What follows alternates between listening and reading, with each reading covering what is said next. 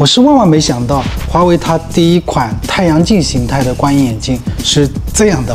因为从硬件组合来看，华为采用了相对保守的方案，只是通过对视牙的43度 FOV 的公版模组进行改进优化，增加了自身的一个外观元素。那定价上呢，也有华为一贯的高端风格。大家好，这里是智能 AR 周云飞的频道。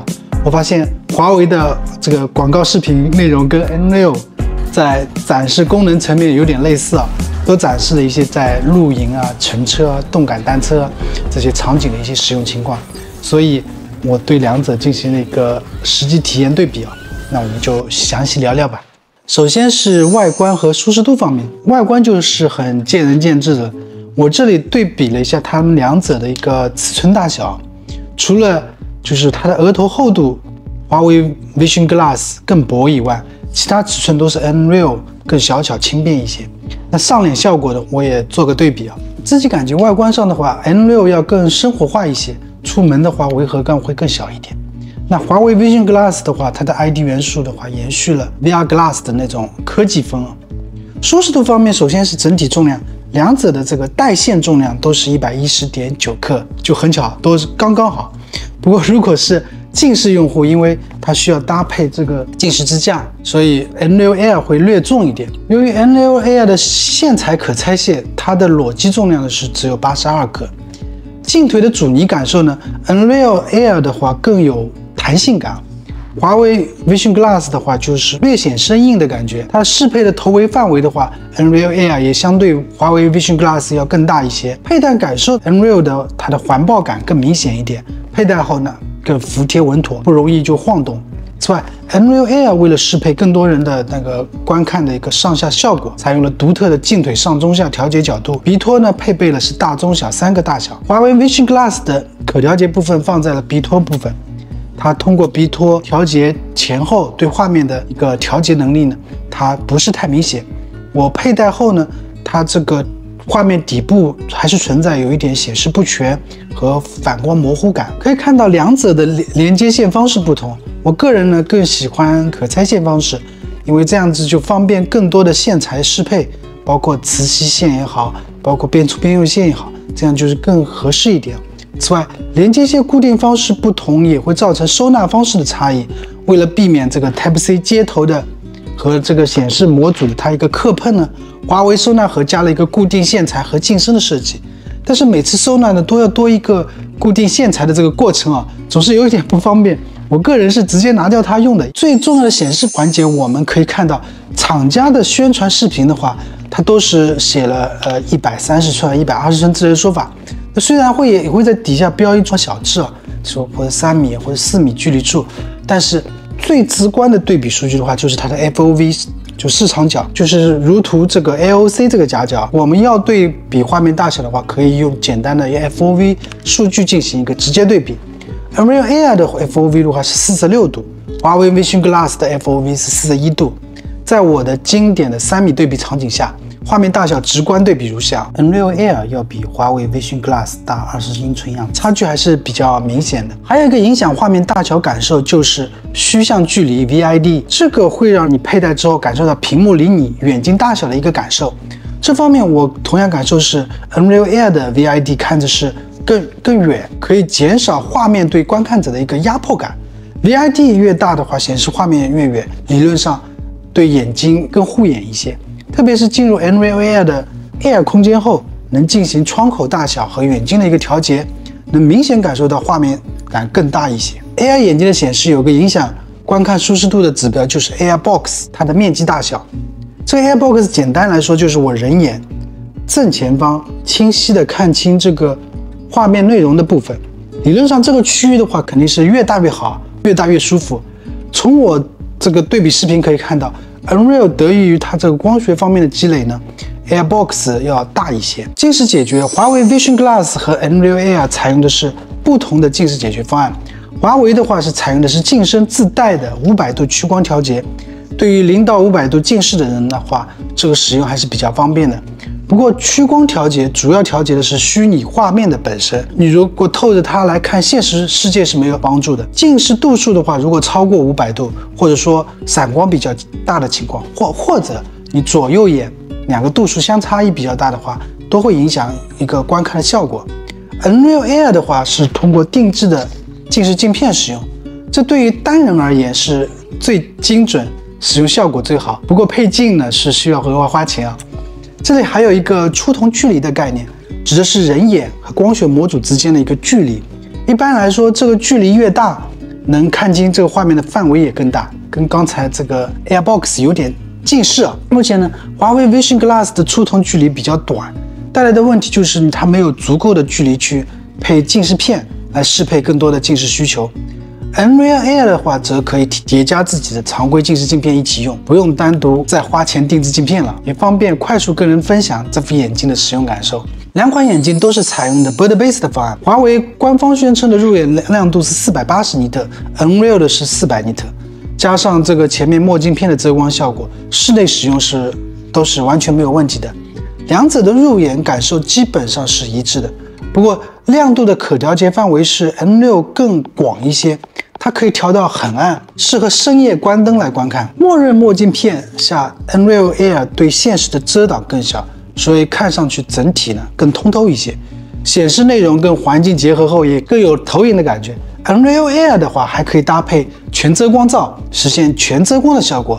对于底部它反光敏感的朋友呢，还可以选购下包围的遮光罩，就可以满足更多的需求。色彩方面 ，Nreal Air 是108%的 sRGB， 华为呢是90%的 P3。我们来看一下两段视频啊，看看亮色场景和暗场景下各自的色彩和对比度表现如何。整体来看，华为 Vision Glass 的话，它的调教是偏暖色调的。在我关注的暗场景下，色阶过渡比较自然，也没有大色块的问题。Nreal Air 的色彩饱和度更高，更能讨好我们的眼球。同时，两者呢略微都存在一些暗部细节不够明显的问题。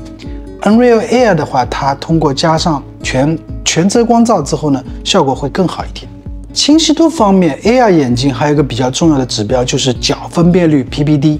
华为的 PPD 的话是53度。Nreal 的 PPD 的话是49度，相对来说，华为的清晰度会更高，但是据我实际上眼的话，基本上是感受不到明显的差异的。此外，画面的整体畸变和重影问题也是影响清晰度的一个很大因素。这方面两者的表现都比较优秀。漏光杂光，说到 Bird Base 方案的话，我们不得不提到它的正面的漏光情况。同样画面下可以看到 Nreal Air 的正面漏光情况要略优于华为 Vision Glass。华为 Vision Glass 和 Nreal Air 都是经过莱茵的低蓝光认证 ，Nreal Air 的话更有无频散护眼认证和 TUV 莱茵在 AR 领域最高等级的显示认证 Air Comfort。不过我建议呢，都不能观看太长时间，或者呢，你使用的时候就刻意眨眼，防止来眼睛的一个干涉情况。镜腿的音质表现呢？两者的低音表现都一般吧，中高音感受华为 Vision Glass 要更通透一点。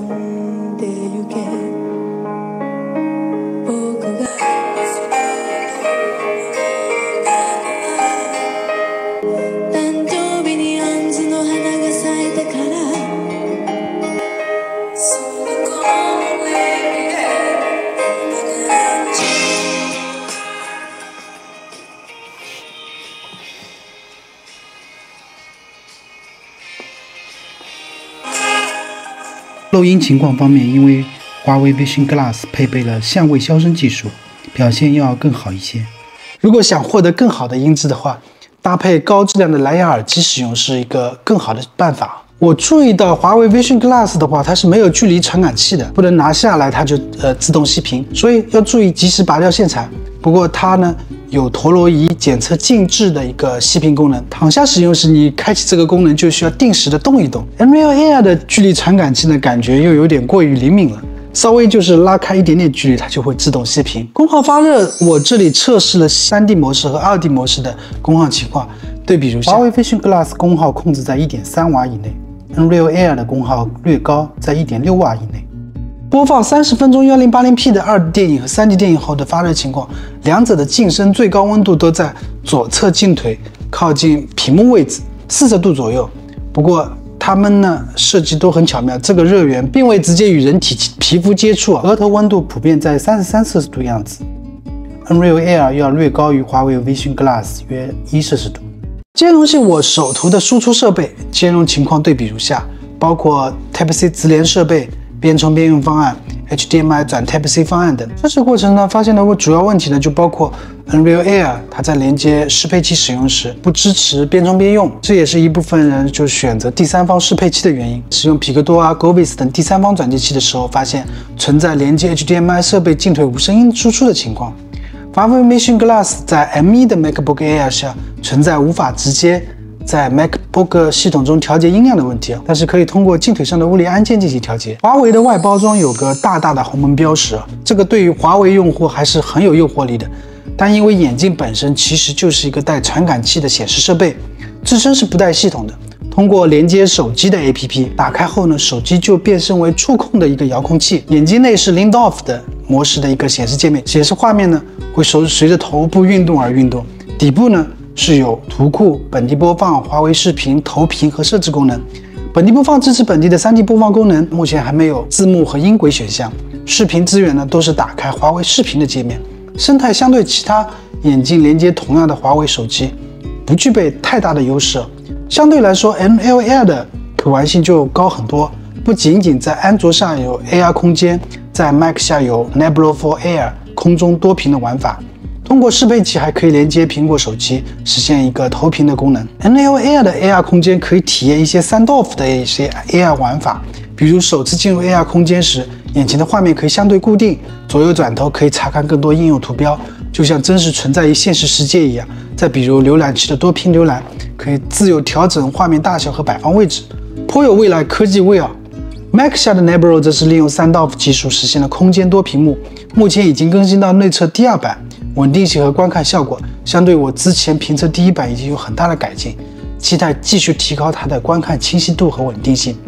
所以生态这一块，华为 Vision Glass 我觉得可以跟 VR Glass 的内容进行一个打通，提升一个可玩性。